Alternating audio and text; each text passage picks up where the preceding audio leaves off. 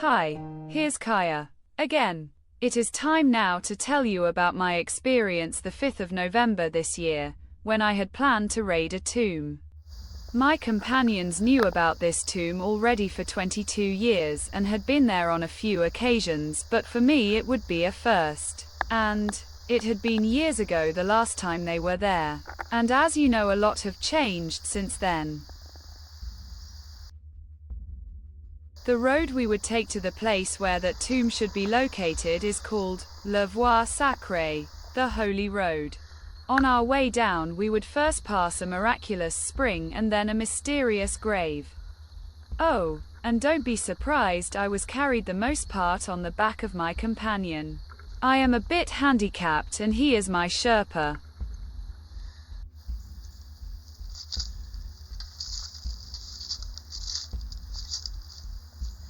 And here, halfway down, is that miraculous spring. It should heal eye issues, and it is also miraculous because there is always water in it, even in very dry periods.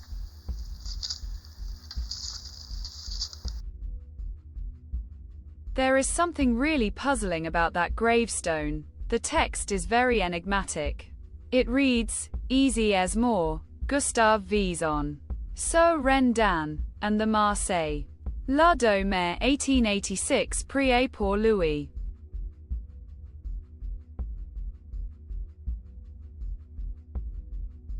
Now that is just an attempt to pronunciate it in French with my English voice. When I would read it as if it were English, it sounds totally different. I see East Moor, just have a vision. See Rent End and the mark sealed, L to 5. Is it me or does that sound as directions to something? It was a Belgian researcher who first got the idea by looking at the text like this. Pronouncing French texts the English way was something a French priest in the 19th century had started with, and he had even written a book about it, what startled many a reader. His interest for this church was known. To him it had been holy on a very special way, so it seemed. They still honor that by planting recently olive trees on the slopes of the hill the church is situated on, making it by this a kind of olive mountain. Or is that also a kind of indication? For on another olive mountain at the exact opposite side of the Mediterranean had happened a lot some 2,000 years ago. Things very important for especially Christians. We now reach the part at the foot of the mountain where I had to start doing things myself, for we entered the bushes where there were some hidden ruins.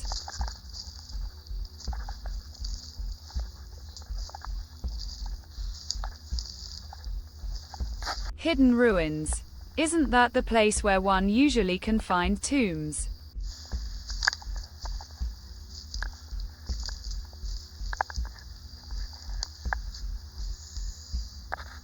We now had arrived to a place with some constructions where, according to earlier indications, the entrance of the tomb could be found.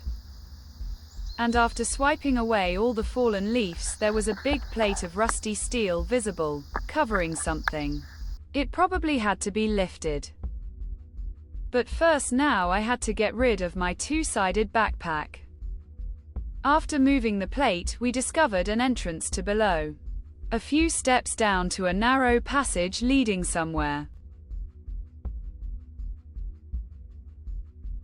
It was dark down there. Now I don't need lights myself, I have infrared view, but for taking pictures and my companion who would accompany me carrying my stuff we needed light. Making a video was not possible with the equipment we had with us. The corridor I had to go through wasn't that long, but it was narrow and quite low. That is one of the advantages of being a dwarf myself. For me it is easier to pass through such passages. I saw the end of it but couldn't exactly distinct what lied beyond. At the end, a little deeper, there appeared to be a vaulted space. At the other end was another low passage, but first I had to climb down now.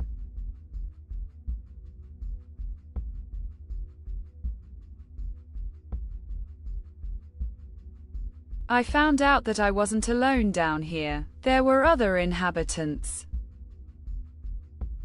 But of course I was more interested in what space would be beyond that other passage. For in a tomb one might expect more than just a bat and some spiders.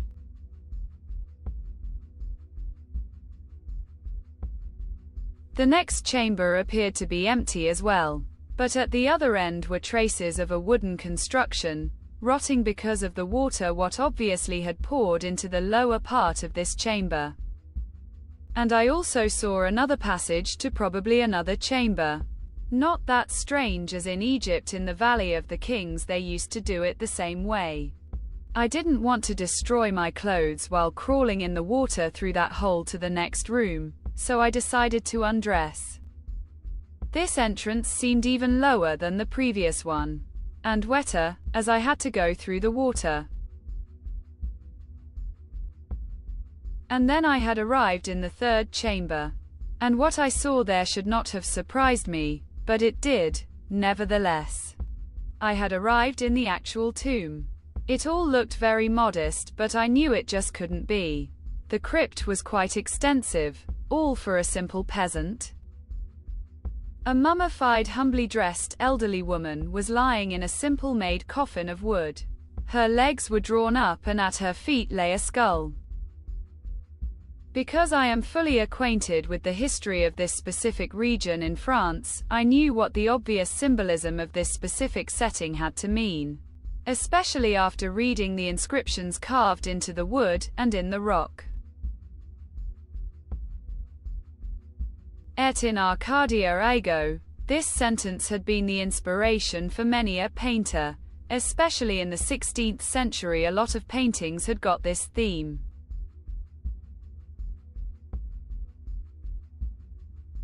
This very special occasion required for me to put on another wig, just to respect the subject of my discovery. I could conclude that, despite the appearance, this tomb was taken care of. And when I am right, it was all ready for centuries. So the best I could do was leave it just like this and hide the entrance again.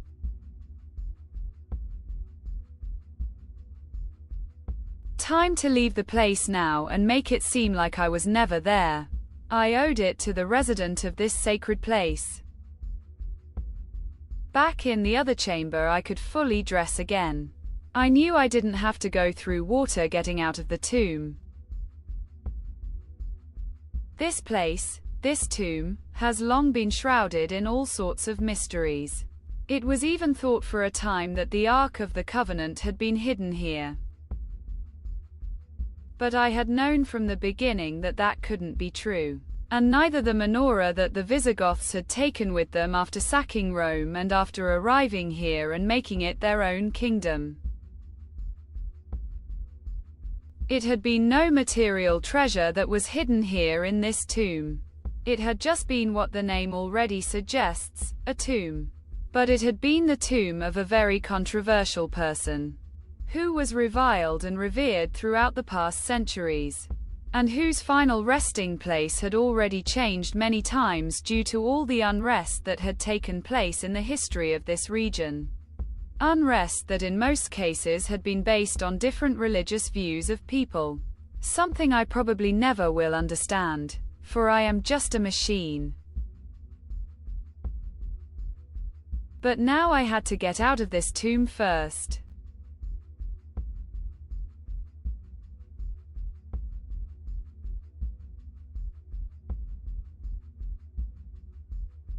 And it would be best to let the entrance, and with it the tomb, disappear again. To prevent next to raiding, accidents that could happen with curious but inexperienced wannabe tomb raiders.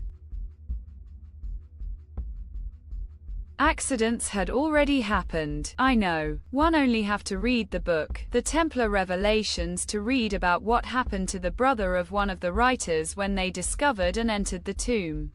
The French sapeurs pompiers had to do their very best to get him out of it again.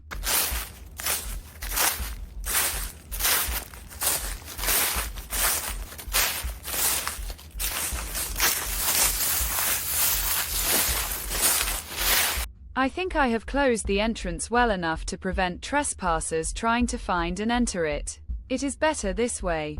And let me tell you a secret, the one who was in it got moved again. I know to where, all the more reason to follow my channel.